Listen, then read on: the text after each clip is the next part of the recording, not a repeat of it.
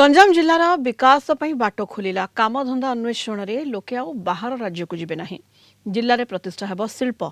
କେନ୍ଦ୍ର ରାଜ୍ୟ ସରକାର ସବୁଜ ସଂକେତ ଦେବା ପରେ ସାଧାରଣରେ ଉତ୍ସାହ ଖେଳି ଯାଇଛି।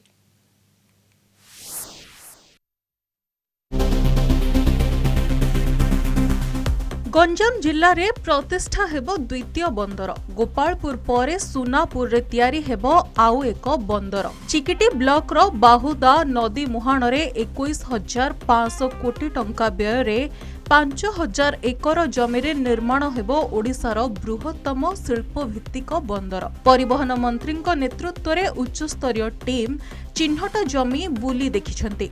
प्रथम पर्याय रे वार्षिक 150 एमटीबी कार्गो परिवहन क्षमता थिबा एही बंदरर निर्माण अति शीघ्र सरिबो बोली मंत्री सूचना दैछंती।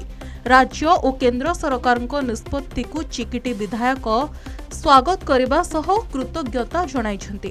21,500 कोटी टंकार व्यय हबाकुथिया बंदर ये गोपालपुर पोर्ट धामरा पोर्ट परे बृहत बंदर भावे पारादीप पोर्ट बंदर थिला जार की 135 एमटीपी थिला एवं यार 150 एमटीपी माने पारादीप पोर्ट मध्ये अधिक कार्गो परिवहन करिवार मध्ये क्षमता रखिबो एवं पाखापाखी एठी थिबार 60 लैंड 5,000 एकर जमी ताकू पोर्ट शिपिंग को डिपार्टमेंट को स्थानांतर हो सारी। जो गंजाम जिला को प्राधिकार देइछंती मोहन माझी सरकार एवं सेंट्रल गवर्नमेंट माननीय नरेंद्र मोदी प्राइम मिनिस्टर तो निश्चित भाव में ये गंजाम जिला तथा विशेष करके आम चिकिटी अंचल विकास हवा द्वारा समस्त जीवन धारा परिणत हम। बाहुदारे बंदर निर्माण नहीं गत वर्ष सेप्टेम्बर 19 रे पारादीप बंदर लिमिटेड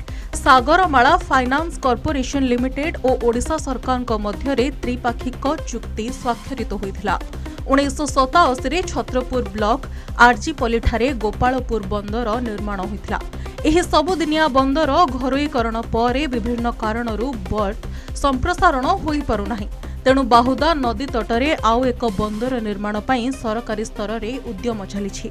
सरकार को निष्पत्ति को स्थानीय लोक माने स्वागत करिसेंती। केतेटा जगह अछि केमती एटा को अति शीघ्र डेवलप करिया हो केमती लोक माने एपटे तार लाभ पाइबे से बाबत हम सब देखिलु लोक माने कथा हेलु मु आशा करूची अति शीघ्र हम एटा को कार्यकारी करिवु। ए सॉल्ट बोर्ड जमी गुड़ाक वर्तमान स्थानांतर होउछि पारादीप पोर्ट अथॉरिटी एवं राज्य सरकार एवं सागरमाला फाइनान्स कॉर्पोरेशन मिसिक गोटे स्पेशल पर्पस व्हीकल ये पर्टिकुलर प्रोजेक्ट तैयारी होउछि। आमे जीविका माछ नै आमे बंचुछु बंदर ले समस्तंकर भल मन चाकरी पाकरी नै कि समस्त सुविधा रहले समस्त पिला सहित आमे कोड जीवन डंगा नुह एणिकी एही जलपथरे जहाज चलाचल करिवो कारण आगामी दिन रे एठारे स्थापन हेबाकू जाउची बृहत्तर शिल्पभित्तिक बंदर जहाको कि सब वर्गर सब श्रेणीर लोक स्वागत करछंती आउ एथिपई प्रक्रिया मध्य आरंभ होई जायछि।